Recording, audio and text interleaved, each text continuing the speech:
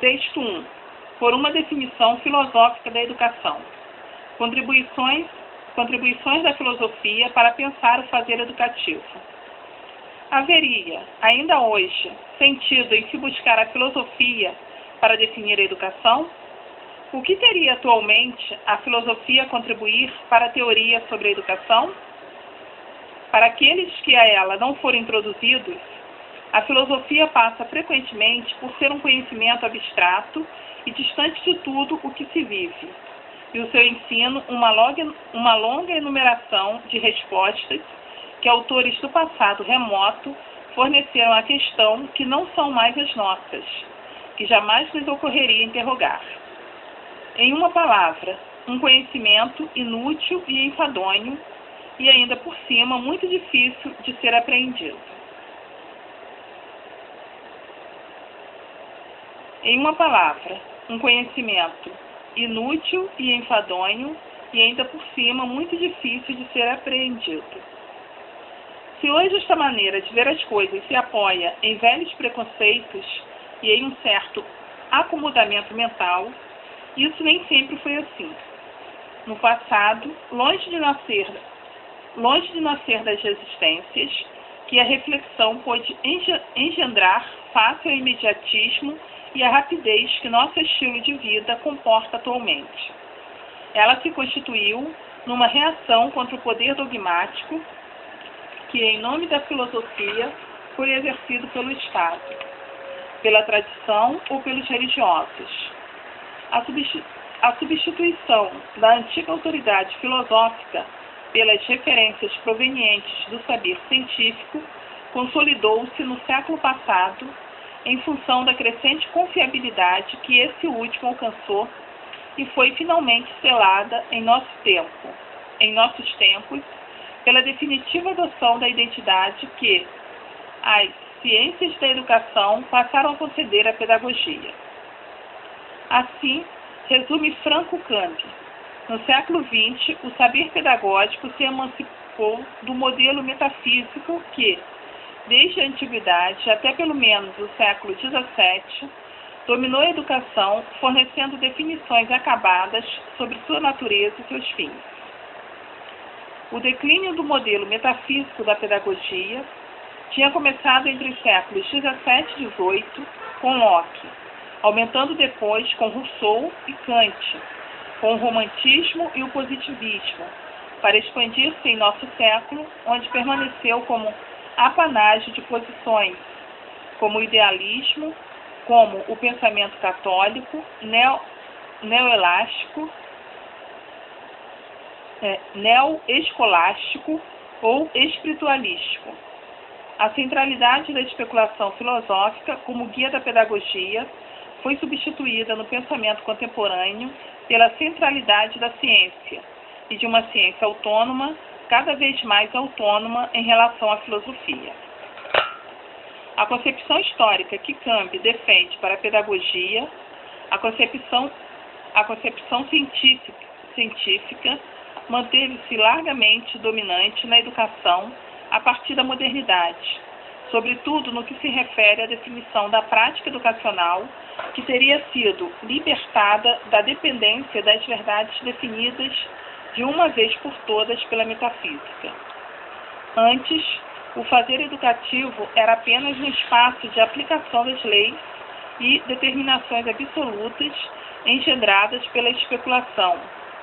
Com o advento da ciência, introduz-se uma atitude radicalmente diferente, que enfatiza e valoriza a criação e experimentação de novos métodos e procedimentos técnicos para o ensino, tanto quanto para a administração da educação escolarizada.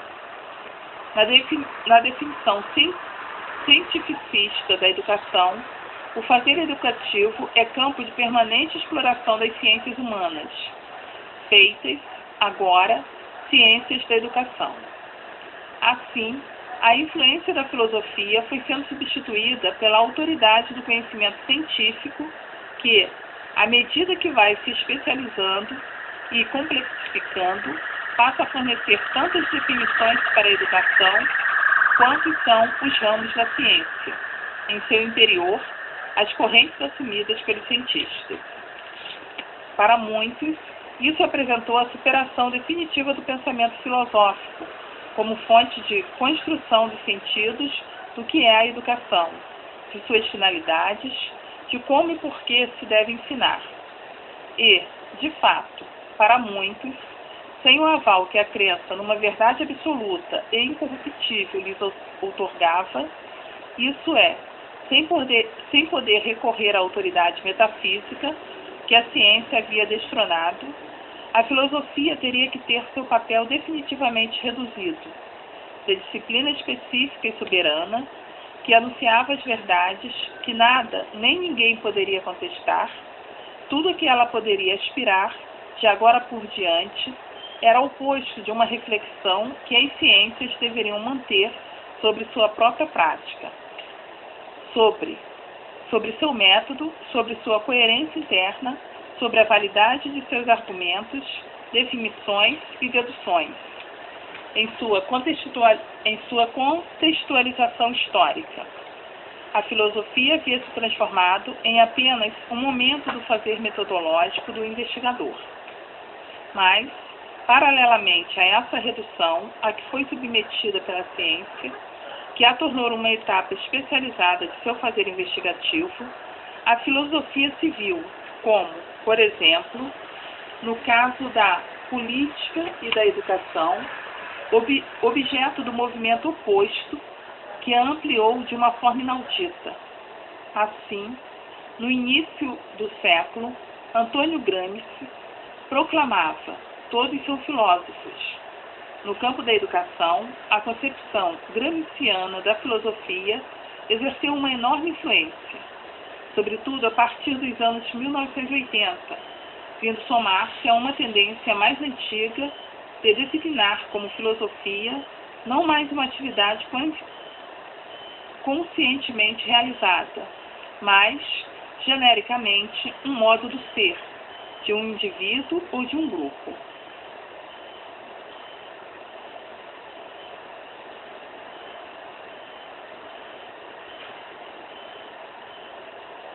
No campo da educação, a concepção gramsciana de filosofia exerceu uma enorme influência, sobretudo a partir dos anos 1980, vindo somar-se a uma tendência mais antiga de designar como filosofia não mais uma atividade conscientemente realizada, mas, genericamente, um modo de ser,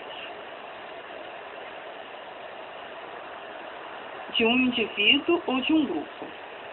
Na medida de nossas forças, construímos, então, uma filosofia e a ela nos acomodamos tão bem como tão mal, em nossa ânsia e inquietação do compreender e de pacificar o espírito.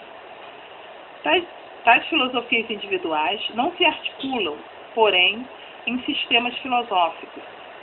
Esses, quando não são criações pedantes de gabinete, mas expressões reais da filosofia, representam e caracterizam uma época, um povo ou uma classe de pessoas.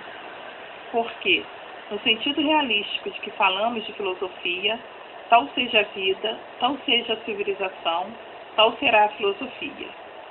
A filosofia de um grupo que luta corajosamente para viver não é a mesma de outros cujas facilidades transcorrem em uma tranquila e rica abundância. Conforme o tipo de experiência de cada um, será a filosofia de cada um. Ou, como resumiu o autor dessas palavras, o educador Anísio Teixeira, conforme o tipo de experiência de cada um, será a filosofia de cada um.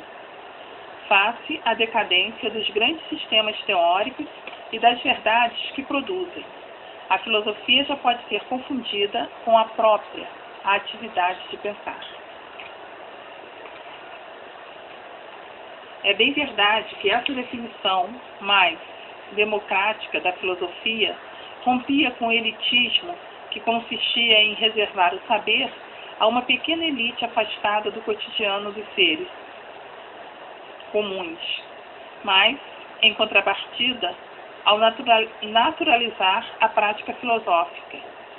Isso é, ao supor que a filosofia se realiza sempre e em toda parte, espontaneamente, sem que seja necessária qualquer decisão deliberada ao identificar inteiramente a cultura de um povo a uma filosofia. Essa tendência por ocultar o que significou, em sua origem, a invenção da filosofia, pois a filosofia não começou como um pensar genérico, nem apareceu do movimento refletido pelo qual as sociedades se constroem, estabelecendo valores, normas, costumes e finalidades comuns. Sua invenção está historicamente ligada à invenção da democracia, correspondendo ao